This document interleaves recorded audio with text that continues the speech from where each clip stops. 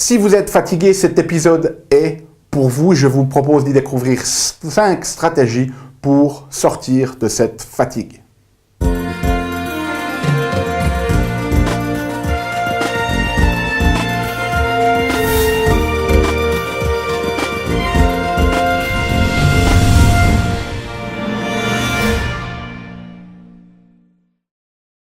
Parce que la vie est bien trop magique pour être petite et que nous avons tous besoin d'une prescription pour grandir en conscience et faire que nos rêves dévorent notre vie. Bonjour, je suis le Dr Yannick Pauly, bienvenue à un nouvel épisode d'une grande vie. Vous le savez, dans ces épisodes, eh bien, chaque semaine, je vous propose des stratégies pratiques, pragmatiques pour grandir en conscience, qu'elles soient d'ordre physique, émotionnel, psychologique ou spirituel, parce que c'est cette conscience qui est au cœur d'une vie pleinement vécue et de notre évolution en tant qu'être humain. Alors cette semaine, ce que j'ai décidé de faire, c'est de reparler un petit peu de ces mécanismes de la fatigue. J'ai fait une vidéo très récemment sur les causes physiques de la fatigue. Mais dans ma clinique, je vois tellement de patients qui arrivent et qui sont fatigués, raplapla, sur les rotules, que j'avais envie de vous proposer 5 nouvelles stratégies, en fait, pour vous donner plus de probabilité de sortir de cet état de fatigue constant dans lequel vous êtes. Alors, première des choses, avant de commencer, il faut que nous nous souvenions une chose, c'est que la fatigue et l'énergie, ce n'est pas quelque chose que l'on a, c'est quelque chose que l'on génère. L'énergie, la vitalité, c'est une stratégie, c'est une compétence que l'on peut apprendre à développer. Ce n'est pas quelque chose qui se passe au hasard.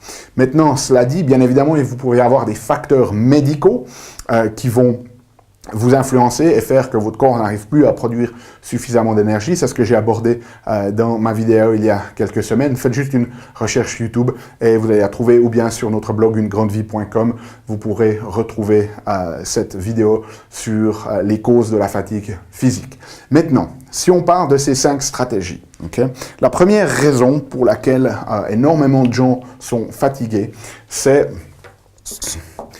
le fait que ils ne respectent pas leurs valeurs, ils ne vivent pas leur vie selon leur hiérarchie de valeurs. On a tous une hiérarchie de valeurs, une espèce d'échelle de choses qui sont très très importantes pour nous. Et lorsque l'on fait ce qui nous tient vraiment à cœur, eh bien, nous avons toujours de l'énergie. Vous avez très certainement vécu ça dans votre vie. Imaginez que vous êtes un passionné de foot, vous savez qu'il y a la finale de la Coupe du Monde, vous rentrez d'une longue journée de travail et tout d'un coup, un de vos amis vous appelle et fait « Hey, pourquoi tu ne viendrais pas voir la finale chez moi sur le grand écran là ?» Waouh, ok, tout d'un coup l'énergie revient et vous avez du pep pour aller voir cette finale. Donc on a toujours de l'énergie pour ce qui est très très important pour nous. Maintenant, si vous avez votre hiérarchie de valeurs, si vous voulez savoir comment la découvrir, vous pouvez taper dans YouTube Dr Yannick Pauly comment ou découvrir vos valeurs. Eh bien, j'ai une vidéo qui vous explique comment déterminer en fait vos valeurs. Et une fois qu'on a cette hiérarchie de valeurs, eh bien, c'est très très important de pouvoir appliquer dans notre vie ce qui est important pour nous parce que c'est ça qui va nous donner de l'énergie. Comme j'ai dit, on a toujours de l'énergie pour ce qui est important pour nous et on n'a plus suffisamment d'énergie pour ce qui est très bas sur notre échelle de valeurs. Et malheureusement, énormément de gens, eh bien, dans leur vie, ils se laissent injecter la valeur des autres. C'est-à-dire qu'ils ne vivent pas vraiment leur vie, ils n'ont pas vraiment développé leur vie, ils ne sont pas vraiment l'architecte de leur vie. Ils sont ballottés par les circonstances, par les opinions des autres. Et lorsque vous laissez injecter les valeurs des autres, que vous faites des choses que vous ne les faites pas parce que vous avez vraiment à cœur de les faire, mais parce que finalement vous vous laissez influencer pour les autres, eh bien ça va saper votre énergie. Donc la première stratégie ici, vraiment vivez selon votre hiérarchie de valeurs. Si vous ne savez pas comment la faire, tapez Dr Yannick Pauly, comment déterminer ses valeurs dans YouTube. Il y a une vidéo qui vous montre comment le faire. Donc découvrez vos valeurs et mettez en place une vie qui vous permette de vivre selon vos valeurs, ce qui est le plus important pour vous. Ça, c'est très, très important. Okay? Deuxième élément fondamental, c'est un manque de sommeil profond. Alors, pour beaucoup de gens, ça commence déjà par un manque de sommeil tout court. Hein. Moi, j'ai énormément de patients qui viennent et puis qui sont fatigués.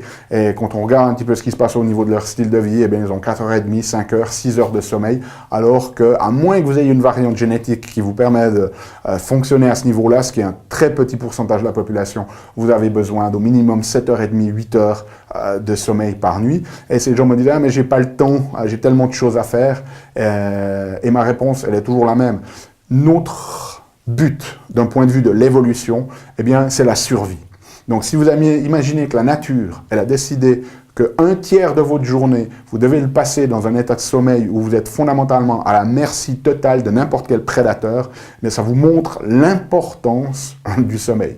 Donc, si vous n'avez pas suffisamment de temps pour le sommeil, qui est si fondamental pour notre vie, c'est que vous avez un problème dans vos priorités et il va falloir changer les choses et remettre en place une priorité pour cette capacité de dormir. Vous allez voir que ça va faire une différence énorme. Maintenant, le fait de dormir 7h30, 8h ne veut pas dire que vous ayez nécessairement un sommeil de qualité. Il y a des cycles à l'intérieur de ce sommeil. Et là, il y a un cycle qu'on appelle le sommeil profond, où essentiellement vous entrez dans un état de paralysie, à part un muscle bien évidemment de la respiration, et c'est à ce moment-là que votre corps en fait va se régénérer de toutes les tensions et de toutes les dégradations qui se sont faites pendant la journée. Donc si vous n'entrez pas dans ce cycle de sommeil profond assez longtemps et suffisamment profondément, eh bien votre corps ne va pas pouvoir se recycler, si vous voulez, il ne va pas pouvoir se régénérer, et vous allez passer la journée suivante, finalement, sur les pièces usées de la journée précédente. Et une des choses qui a été démontrée comme étant essentielle pour entrer dans ce sommeil profond, c'est avoir une bonne régulation de la glycémie, donc pas de variation très marquée de votre glucose sanguin pendant la nuit. Donc si vous avez des soucis à ce niveau-là, trouvez-vous un professionnel qui peut vous accompagner pour réguler. Assurez-vous qu'il n'y ait pas de réponse de stress lorsque vous produisez du cortisol pendant la nuit, notamment si vous partez en hypoglycémie, il y a des réactions de stress qui vont se faire, ça va vous empêcher d'entrer dans ce sommeil profond.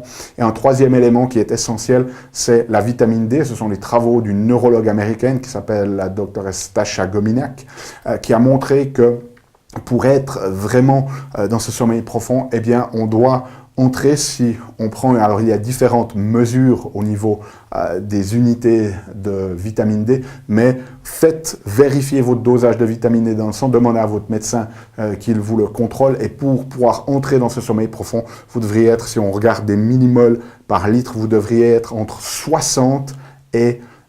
60 et 80, c'est ce que la doctoresse Gominiak a montré, c'est cette petite zone qui est essentielle pour nous faire vraiment entrer et dormir profondément. Donc demandez à votre médecin qu'il calcule, qu'il vous fasse un dosage et que vous puissiez voir où vous en êtes. Il y a d'autres unités. Si vous avez les autres unités, eh bien, ce chiffre monte entre 150 et 200 environ. Et de nouveau, si vous avez besoin de précision, n'hésitez pas à nous contacter. Okay? Donc ça, c'est très très important, ce sommeil profond. Ensuite, troisième raison pour laquelle vous êtes fatigué, c'est que vous avez trop d'énergie liée. Alors, qu'est-ce que ça veut dire? Ben, ça veut dire que tout le stress de notre vie, ce stress, c'est de l'information, c'est des choses qui arrivent vers nous. Toutes circonstances de vie, que ce soit lorsque vous prenez la tête peut-être avec votre partenaire, ou si votre chef vous fait une remarque désobligeante, eh bien, toutes ces... ce stress-là, c'est de l'information, c'est de l'énergie en fait. Et votre corps, lorsqu'il n'arrive pas à y faire face, eh bien, il va le parquer dans les tissus. C'est un petit peu comme si vous recevez des emails et que vous avez 10 minutes pour consulter votre email, vous ouvrez votre boîte et waouh, vous avez 50 emails. Donc, ce que vous allez faire, c'est que vous allez lire 10 emails et il y en a 40 qui restent là dans le dossier à lire. Et vous dites, ben, demain, j'aurai le temps. Et le lendemain, vous vous rendez compte, vous ouvrez votre boîte, il y a 30 emails, vous arrivez à en lire 10 et les 20 autres, ben, ils sont rajoutés au dossier. Et finalement, ça prend de la mémoire, si vous voulez, dans votre boîte et ça fait que votre ordinateur devient un peu plus en plus lent. Ben, c'est la même chose au niveau de notre système nerveux. Toutes ces stress, toutes ces tensions, tous ces soucis auxquels nous n'arrivons pas à faire face, c'est de l'énergie qui vient parquer dans nos tissus. Et cette énergie, le corps, il n'arrive plus à l'utiliser. mais elle se transforme ensuite, elle se cristallise sous forme de tension. Et la plupart du temps, ce qu'on voit, les gens qui viennent nous voir en clinique, nous on utilise un appareil qui nous permet de mesurer précisément le degré de tension dans le système nerveux. Et ce que l'on voit, c'est que les gens, ils ont mal, ils ont des tensions, et en même temps ils sont fatigués. Et paradoxalement, dans leur système nerveux, on a énormément d'énergie à disposition, sauf que cette énergie, elle est liée, cristallisée dans les cellules, et le corps ne peut plus l'utiliser parce qu'elle n'est plus en circulation libre dans le système. Et ce qui s'est passé, c'est que de nombreuses professions, en fait, s'attachent à essayer de libérer ces tensions, de les faire disparaître. Ça peut être la chiropractique par des ajustements structurels, ça peut être l'ostéopathie par des mobilisations, ça peut être la physiothérapie par des massages. Et ce qu'on essaye de faire, en fait, c'est de débarrasser le corps de ces tensions. Et finalement, c'est un petit peu dommage parce que ces tensions qui vous pourrissent la vie, autant en faire quelque chose de constructif. Et ça, c'est l'idée d'un chiropraticien américain qui a développé une technique qui s'appelle Network Spinal Analysis, le docteur Donald Epstein, qui est parti de l'idée de se dire, waouh, toutes ces tensions qu'on a dans le corps, au lieu juste de s'en débarrasser, elles nous ont pourri la vie, elles nous ont créé des douleurs, des tensions, des raideurs, autant finalement les utiliser parce que c'est de l'énergie qui est à disposition, au lieu juste de s'en débarrasser comme ça, eh bien, aidons le corps à développer des stratégies qui lui permettent d'aller remettre en fait toutes ces tensions en mouvement sous forme d'énergie pour que l'on ait plus d'énergie pour pouvoir guérir et aller de l'avant. Et c'est cette technique que nous on utilise principalement dans notre centre, dans notre clinique, qui s'appelle Network. Donc si vous avez l'occasion de trouver un praticien Network, allez faire des séances parce que ça va permettre à votre système nerveux de prendre toute cette énergie liée qui est cristallisée dans vos tissus, qui est en train de faire que vous êtes fatigué, vous avez des raideurs et vous avez des douleurs, mais qu'en fait, elle est à disposition, si on développe les bonnes stratégies dans votre système nerveux, elle est à disposition pour redonner de l'énergie à votre corps. Okay? Quatrième raison, c'est que vous avez une mauvaise gestion des cycles. Notre corps, il ne peut pas être tout le temps à fond. Notre corps, il y a des moments où il a besoin effectivement de se dépenser, mais il y a des moments où il a besoin de récupérer. Et dans notre société, eh bien, on est tout le temps en train de se dépenser, tout le temps en train de courir, tout le temps en train de faire des choses, et on ne donne jamais le temps à notre corps de finalement récupérer. Okay? C'est la notion un petit peu suivante. Si vous voulez améliorer votre masse musculaire, eh bien, qu'est-ce que vous allez faire? Vous allez faire de l'exercice au fitness. Ça va stresser vos muscles, et ensuite, vous les laissez reposer pendant quelques jours, et pendant ces quelques jours, les muscles vont se guérir et vont se renforcer, et vous allez prendre de la force, de la masse musculaire. Maintenant, si vous alliez tout le temps, et qu'une fois que vous commencez votre exercice, vous n'arrivez jamais, qu'est-ce qui va se passer? Vous allez blesser vos tissus. C'est exactement la même chose qui se passe avec notre corps. Si vous êtes tout le temps dans la dépense, tout le temps en train de faire des choses, et que vous n'avez pas suffisamment de temps pour récupérer, c'est comme si vous faisiez de l'exercice tout le temps et que vous n'arrêtiez jamais. C'est bien de temps en temps de challenger son corps, de se dépasser, mais il faut ensuite derrière pouvoir récupérer. Et il y a d'ailleurs des études très intéressantes par un psychologue américain qui s'appelait Jim Lohr, qui suivait en fait l'équipe américaine de tennis, et il se posait toujours la question de savoir pourquoi est-ce qu'il y en a à compétences techniques et physiques égales, il y en a qui arrivent à haut niveau et d'autres qui n'y arrivent pas. Et ce qu'il avait fait, c'est qu'il avait mis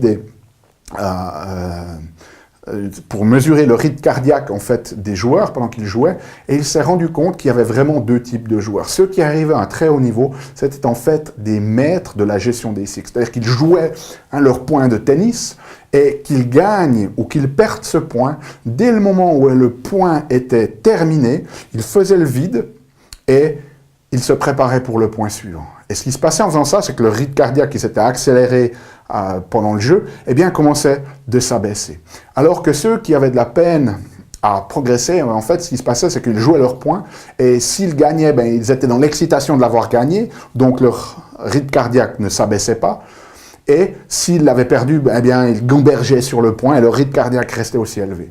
Donc ceux qui allaient jusqu'à un très haut niveau, ils avaient cette capacité à gérer ces cycles où, même pendant quelques secondes, au lieu d'avoir leur rythme cardiaque qui reste tout le temps activé, ce rythme cardiaque diminue un moment, ce qui fait qu'ils ont, durant 2 heures de la partie, eh bien, ils ont un nombre significatif de moments où leur système cardiaque se calme, alors que les autres, ils sont finalement tout le temps dans cette haute activation, ce qui consomme beaucoup plus d'énergie. Donc, vous voyez à quel point ça peut influencer notre vie. Donc, devenez un maître de ces cycles.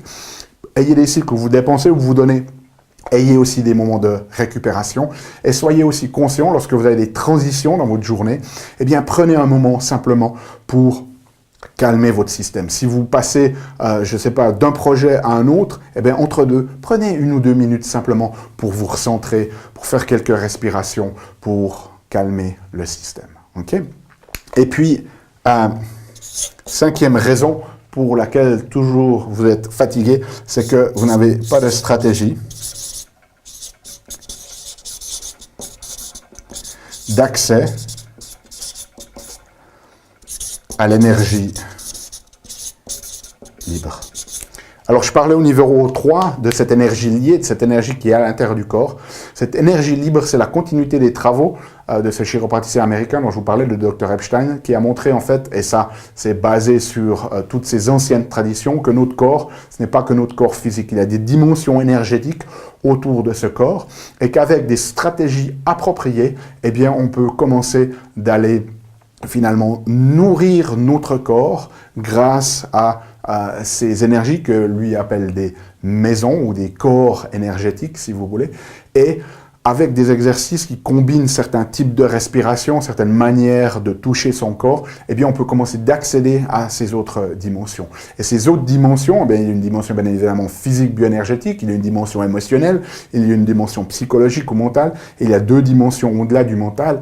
Et ces dimensions au-delà du mental, elles sont extrêmement riches en énergie. Donc, le plus vous pouvez vous connecter à ces corps énergétiques-là, au travers de ces exercices spécifiques, le plus vous pouvez énergétiser votre corps. Et une des choses qui est très très importante aussi à comprendre, et vous avez peut-être déjà fait l'expérience, c'est que le corps mental ici, il est très très bon pour nous pousser au-delà des limites des autres corps. Il y a peut-être des situations dans votre vie où vous avez fait l'expérience, que vous étiez très fatigué et vous avez finalement fini ce projet à la volonté, au moral. Vous êtes allé puiser dans vos ressources mentales, si vous voulez, alors que votre corps était complètement fatigué. Donc, ne tombez pas dans ce piège-là. Écoutez les autres dimensions. Écoutez vos besoins physiques. Écoutez vos besoins émotionnels. Écoutez les besoins de votre âme et de votre esprit. Ne soyez pas toujours juste à l'écoute des besoins du menton, parce que lui, il est capable d'aller vous pousser jusqu'à vous autodétruire. Okay? Donc voilà 5 stratégies. Partagez avec moi les révélations que vous avez, ce que vous en avez compris. Mettez-les en application aussi. Et puis, laissez-moi savoir comment ça fonctionne pour vous. Si vous avez besoin de la transcription, elle est disponible sur notre site unegrandevie.com. Nous, on se retrouve la semaine prochaine pour un nouvel épisode. D'ici là, souvenez-vous, émerveillez-vous, aimez la vie et contribuez chaque jour un petit peu plus.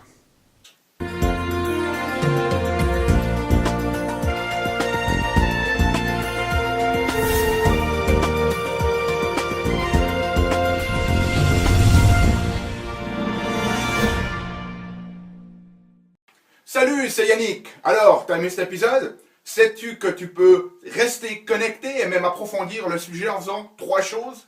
La première, tu peux t'inscrire à mon compte YouTube. De cette manière, tu seras informé des prochains épisodes. La deuxième chose que tu peux faire, c'est approfondir le sujet grâce à ce DVD, les 7 clés d'une grande vie. Il est complètement gratuit. C'est le DVD d'un atelier que j'ai fait de 2 heures environ qui explique les bases de la méthodologie et qui vous donne des exercices pratiques dans la méthodologie Une Grande Vie. Donc il est gratuit. Tout ce que tu as à faire, c'est cliquer sur le lien. Et troisième chose, eh bien, je t'invite à me rejoindre sur mon blog où tu trouveras la transcription de cet épisode et aussi où tu peux t'inscrire, laisser ton email afin que je puisse t'envoyer les prochains épisodes. Donc moi, je t'invite vraiment à recevoir ce DVD puisqu'il est gratuit. À bientôt.